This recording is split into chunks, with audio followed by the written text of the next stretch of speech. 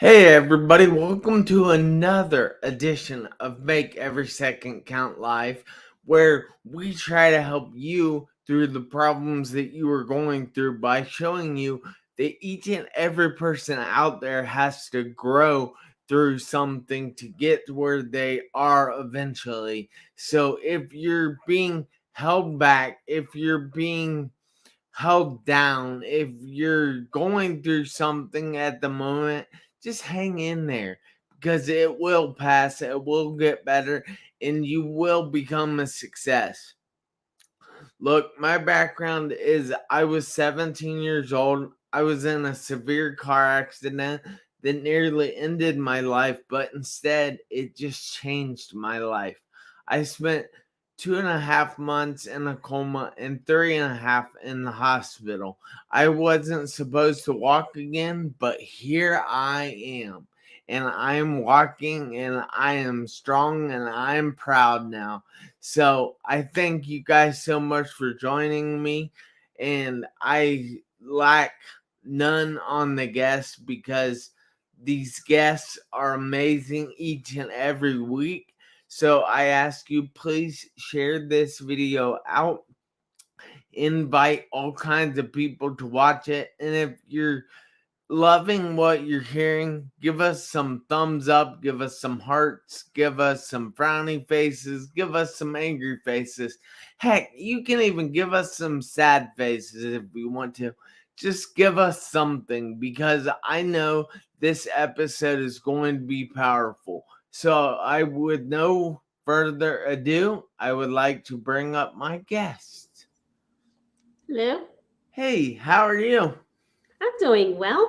That is Thank you. great. Mhm. So, if you would like to introduce yourself, tell everybody who you are, where you're from, a little bit about yourself, what you do, and more importantly, why you do what you do, I would absolutely love that because I'm going to be inviting some people on my phone, sharing this out to all kinds of groups. Mhm. All right, Yeah, thank you.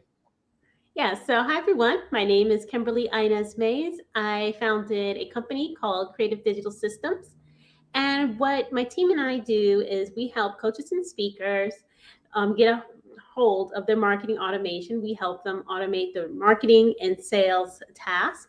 And we also help them elevate their online presence. And that includes web design and branding. And we do it because we feel, or I feel very passionate about helping entrepreneurs attract their ideal client and grow their business. And I'm from New York City. I have two cats who do have not decided to show up on camera. Thank goodness, because I just fed them.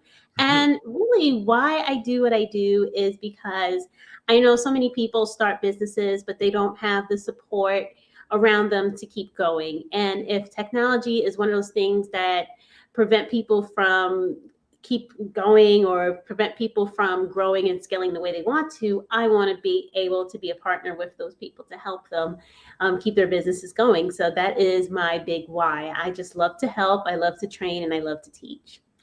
That is awesome. We appreciate everything you do because I know that there are a lot of speakers, there are a lot of trainers, there are a lot of people that just need a little help now and then. And I definitely appreciate what you do because you're offering that help. So I have to ask though, Kim, Mhm. because this show is about overcoming obstacles, and I happen to know personally that on social media they only show the good things. They Mhm. only show the highlights and they make it look like they have everything together. But I know personally, which I'm sure you do as well, that you have to grow through some things to get to where you were or where you are now and to be successful. So, what are a couple things you've had to grow through, or even just one? Mhm. Yeah, so you're absolutely right about social media. And I was thinking as you were speaking that comparison is the thief of joy. So sometimes you just have to close all that stuff down because You can be anyone you want to be on social media. And I think of social media like a highlight reel. There are some people who are very transparent. If they're going through something difficult or something, sometimes they will show it, but most people don't. Most people will only show you the good things, and they'll show you, they'll show it from a way that makes them look the best, which is okay, but don't compare yourself. And one thing that I had to go through in my life is making a hard pivot. And that hard pivot was in entrepreneurship. And really, I have a funny story that I'm going to use while I tell this while I talk about this, is how I went from being a coder to a speaker accidentally. And this is how it happened. So I was working, well, I still do work in corporate America, but I was working at a position a long time ago where I felt very trapped. It was a good job. It was an excellent paying job, excellent career trajectory, but I wasn't feeling valued where I was. I was feeling a lot of toxicity, especially within certain environments. And I think we get used to putting up with things that maybe we shouldn't because we feel like it's normal. So I was putting up with something very toxic, a very toxic situation, teams, and just coworkers, and so it was a toxic project. And I'm sitting at a client's um, office, and I was like, wow, I'm really not happy right now. I really don't want to be here. I don't want to do this. And it was that year I just made a pivot. I said, you know what is it about the situation is making me very unhappy? Because by external standards, I'm a success. And I said, well, none of this is mine. I'm doing the work for other people. I'm using my talents for this company, and I could just be easily replaced. And I think, not that I didn't like what I was doing, I didn't like what I was doing it for. And one of the things that I had to realize was you have the ability to make anything your own. And that's what I did with my company. I made it my own. I took my talents and I said, okay, well, I'm going to use my marketing, my development, and and my automation skills to build something that is completely 100% mine. And I can help people in the process. And how I accidentally became a speaker, Jeff, is that I was in a mastermind, a business mastermind full of coaches and speakers. So I'm like the only introvert tech nerd in that group, as I usually often am. And everybody was super extroverted. They go on Facebook Live all the time, like, oh, hi, I'm blah, blah, blah. And I was like, I could never be one of those people. Just put me in the background. I just want to build a website. I just want to code something, just leave me alone. Just buy my stuff, leave me alone. And life doesn't work that way. We're all human, and no matter what you do, especially if you want to be a business owner, you have to learn how to show up and talk to people. And I found that, even as I was rendering the service, thanks, Charles. Even though I was rendering the service, I had to still coach people. I still had to help them with their problems. And I found that so many people had the same recurring issue that, I said, okay, well, how can I reach the masses with my message saying that, branding does not need to be complicated. Technology does not need to be complicated. I do have a method, and there are people out there who can support you if this is something you don't enjoy doing. And throughout all of that, I said, okay, how can I then expand on this? And that's how I actually became a speaker. You hang out with enough speakers long enough, you're going to become a speaker. Hang out with coaches, you're going to become a coach. I had absolutely no intention to do this years ago, but here I am today. And it wouldn't have happened if I didn't take that leap and say, I want something that is mine. I want a business that I can control in a way that I can help other people. So I know that was long-winded, but that was my story. No, that's awesome. We appreciate the openness, the vulnerability of being open, and we love that on this show. But I'd like to take a second here and give a shout out to a few of the loyal fans. So Maria Papalia Meyer is watching from Massachusetts. We have Coach Chuck, who is watching probably from California, maybe Hawaii, maybe Kansas City. You never know with him. He gets all over the place. And then we have my dad, who is watching from across the street. And then we have Greg Dillon, who I don't know where he's from. I do know him, but. And then we have Taz, who is watching from Sydney, Ohio. Then we have Heather Davis, which I don't know where she is. And we thank you guys so much. We thank you guys so much for watching. And I want to show you a message here that Maria just put up. She says, I wish I had met you a few weeks ago, Kimberly. This is exactly what I needed. Because I know she has just recently launched her website and everything, and she's looking to get out there as a speaker more because she is known as the toeless runner. She runs with no toes, and if you know about the body, toes are what keep you stable. They're where your balance really comes from. So we thank you guys so much for watching. Now, you can ask as many questions as you would like, but I'm going to pick her brain for a few minutes here, if that's all right with you, Kimberly. Oh, So yeah.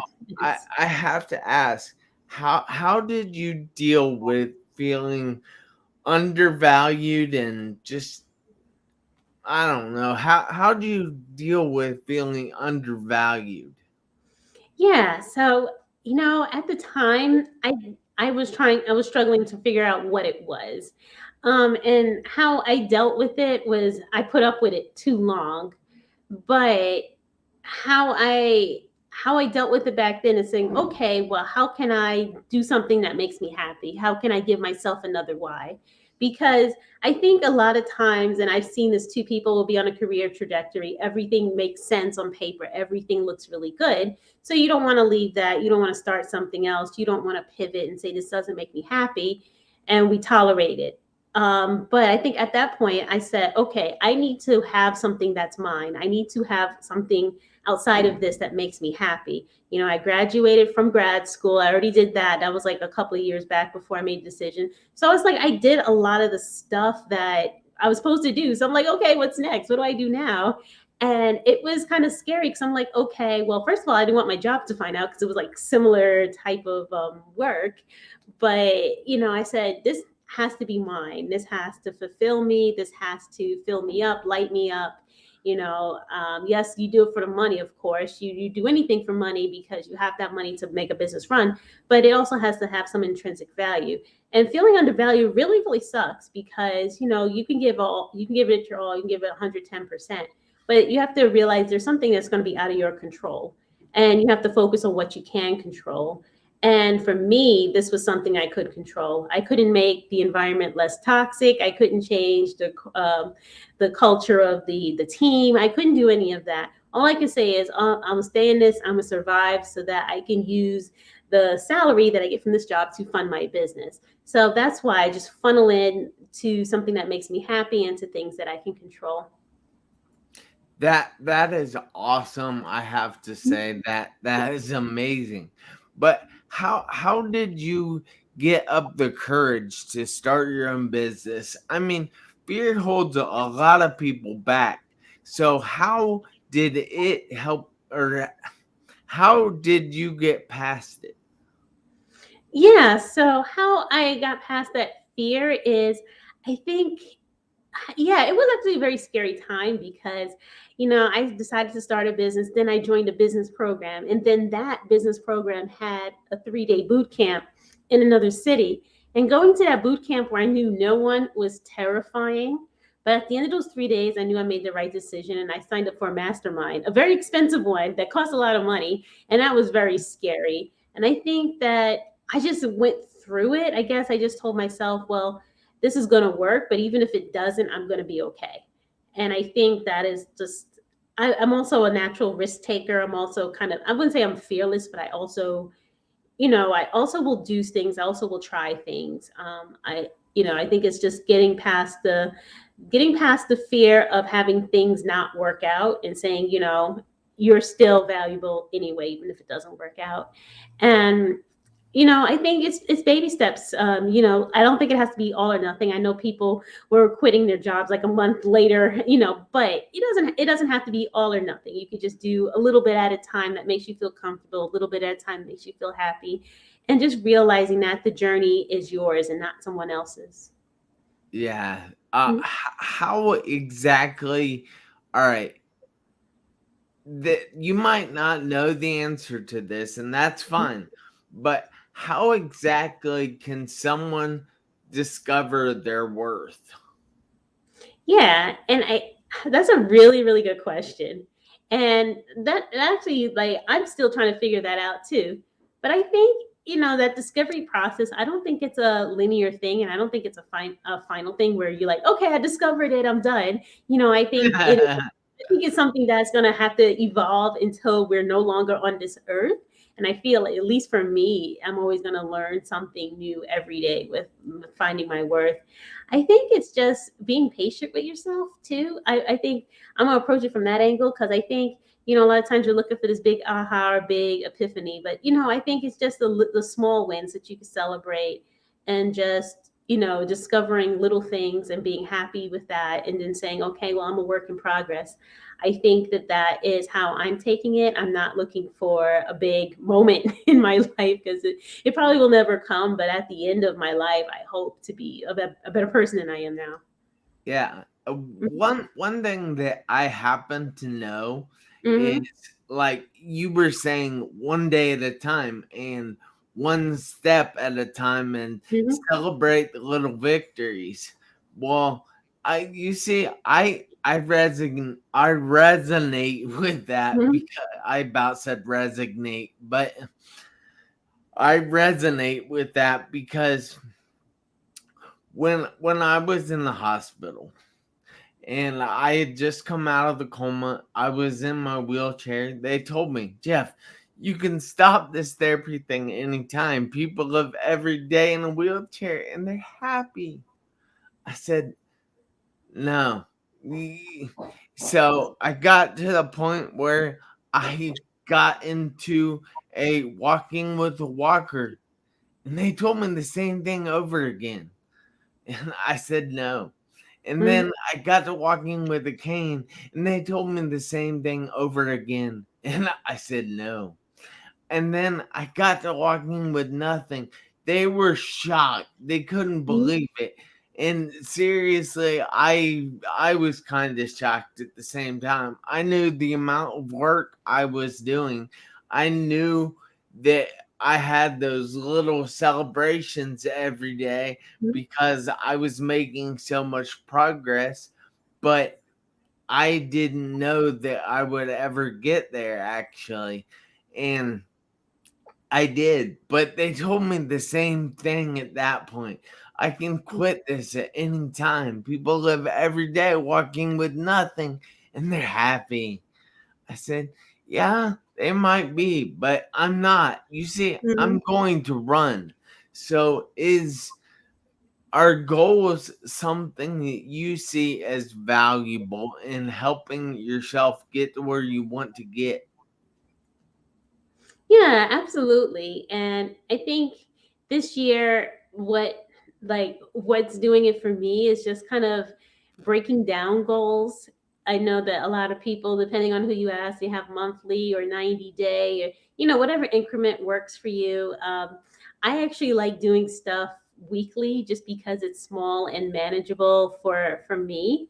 And usually what I do in a week builds upon what I want to happen in a month, and that builds upon what I want to happen in 3 months.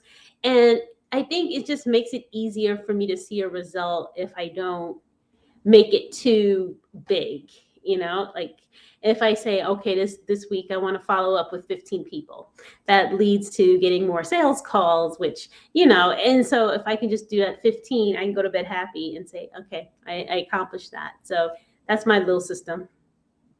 All right. So if you're saying that it helps you by putting things into little systems. Oh, Mhm. sorry, I have to say hello to Ember and hi to Jason. I'm glad you guys joined us tonight. I love you, Ember. Just that's a secret. Don't tell anybody I said that. But oh well, it's good. Mhm. Oh man, now I forget what I was gonna ask. Uh, Oh, you were asking about small goals or my Oh, sister. all right. So if you set what you consider to be small goals, how how does that not frustrate you if you don't hit those goals? And once you get that frustration, isn't that kind of a bad thing about setting goals? Yeah. So, I think if the word goals is a trigger to some, sometimes I'll just say an intention or an objective. And when I do my planning, I leave space, I leave wiggle room for overflow. I only give myself 3 things to do in one day. So I don't make it impossible for me to get things, get things done. And if I don't do something, it's not like I'm unhappy about it. I said, okay, well, I could just shift and pivot. This thing I didn't do today, I can do it tomorrow. I'll write it down on my calendar so that there's like flexibility within those 7 days for me to get a certain thing done.